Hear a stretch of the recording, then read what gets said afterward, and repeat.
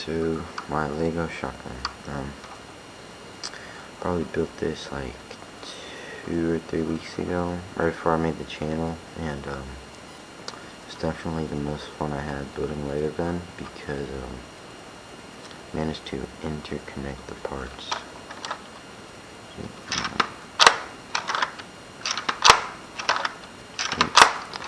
Yeah, so don't mind that.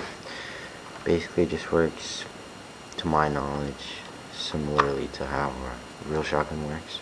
You know, you got the pump grip, pull on it, pushes the bolt back, catches on the trigger, slams forward. Pretty simple, to my knowledge. It's about how it works.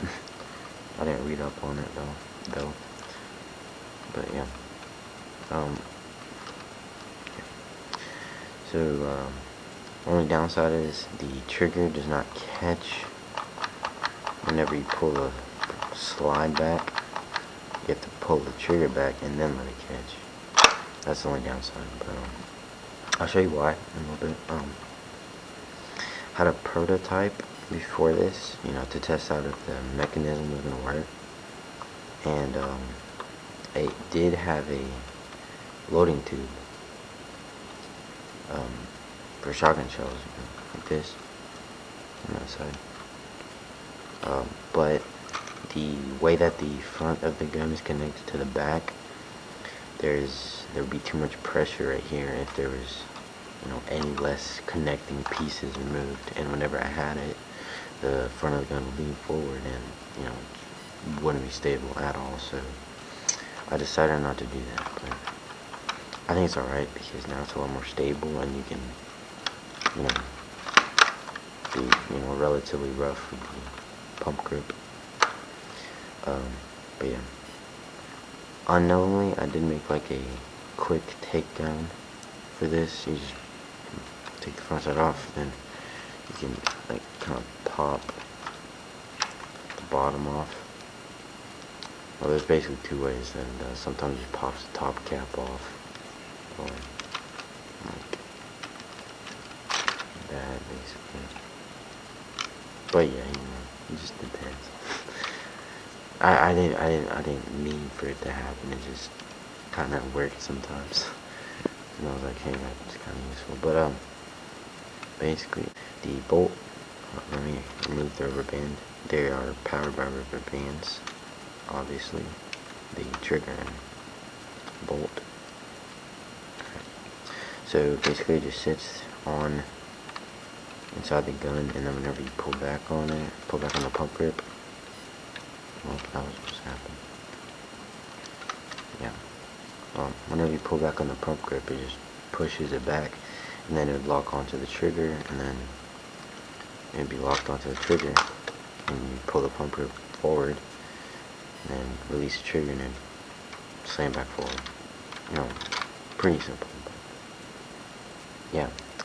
The reason, this is where the trigger locks on to the bolt, and the reason why you have to pull it back first is because you can see that pulling back on the slide would, you know, it would lock here, or not lock, but it would get in the way here, so you have to pull it back first and then it would lock, which kind of sucks. But I couldn't figure out a way to not make that happen. So here is the trigger. I'm going to take this bottom cap off so you can better see it, maybe. Yeah, there we go.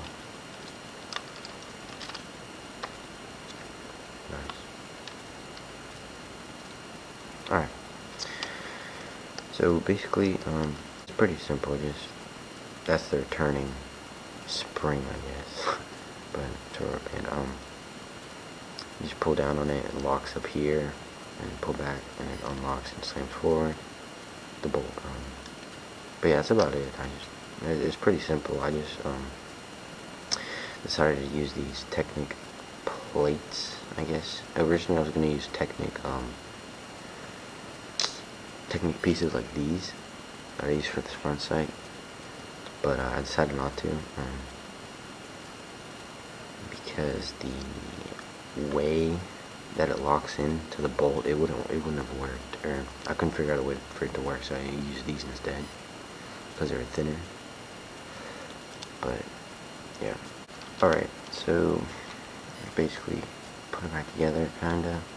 You can see right here, this is where the shell chambering would happen, basically, but this is what's basically holding the front of the gun, connecting it to the back, and taking this off would make it a lot more flimsy, so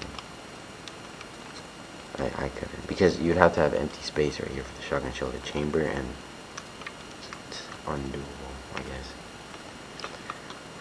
Pump grip's really nice. I really liked it.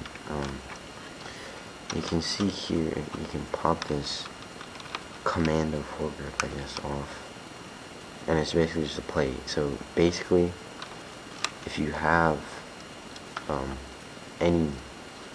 you can basically put anything as long as you have this plate. Like you can put a foregrip or a slant foregrip or grenade launcher or whatever. I don't know, whatever you want to build. But I just put this because it's the most stable. Cause like the bigger you go, it's gonna be less stable, but more flimsy. But yeah.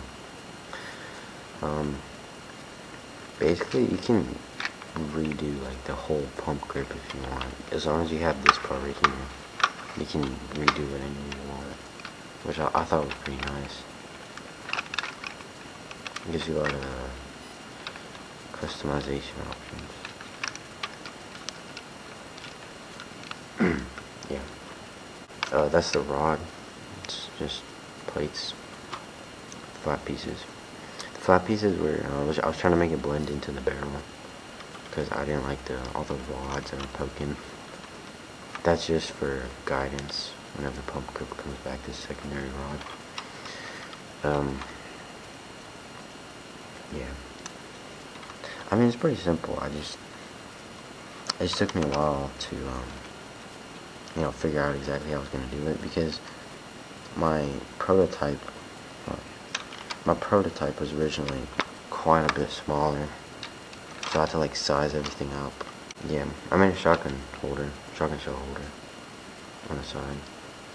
It's pretty simple, there's cylinders and little black bars running through them. But yeah, here's a stock.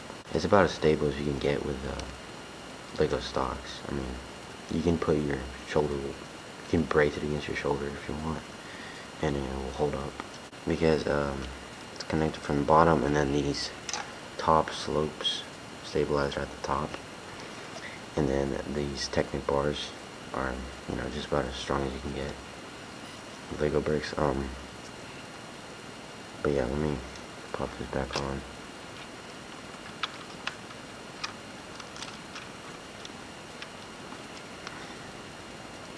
Let's take a quick look at the barrel. The barrel is really nice. This is probably my favorite barrel, like, ever. I know it's kind of broken right now because it's right there, but it's very nice. Basically, it's just plates, which is so brick effective, I guess. All my other barrels either use like all my cylinders or all my slopes, and these just use like a couple of my longer plates, and that's it. That made me really happy. I didn't have to use like all my good bricks just on the barrel. This is the front sight, just lightsaber piece. I got it from a Star Wars set.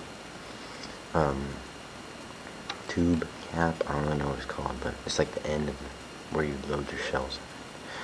There's a little Technic cross at the top, or at the bottom of the barrel, end of the barrel, if you want to put like a suppressor on it, or muzzle brake. They have suppressors for shotguns. It's pretty weird, but you can if you want to. This was for a dust cover. It was just a plate with slabs on it, but you can put whatever you want on there. I'd suggest just like a 1x6 flat piece if you don't want these or whatever. But yeah, full Picatinny barrel on top. The grip's the last thing. There's another problem with it. Basically, that right there. The point of pressure on the grip is like right where you grab it. And yeah, because basically I made this like as a separate entity, and I didn't see that it'd be that flimsy. But I mean, it still works. You just gotta be a little careful with it when you're running around with it. But it's a really nice grip. It's it's textured. Nothing cuts or anything. It's even got indentions for your thumb. It's perfect placement for the trigger. It's a really nice grip. It's probably one of my favorites. Yeah, that's about it. So it's even got a mag well for my previous version when I had the where you were able to load shotgun shells. But yeah, I think maybe in the future, if I upsize it, like the overall size of the gun, and make it larger, maybe I'll be able to fit shotgun tube in there, or shell tube, or whatever it's called. Give it the ability to load shotgun shells in there. But yeah, font size is peephole. It's a pretty nice side picture, especially with the lightsaber piece. But yeah, that's about it.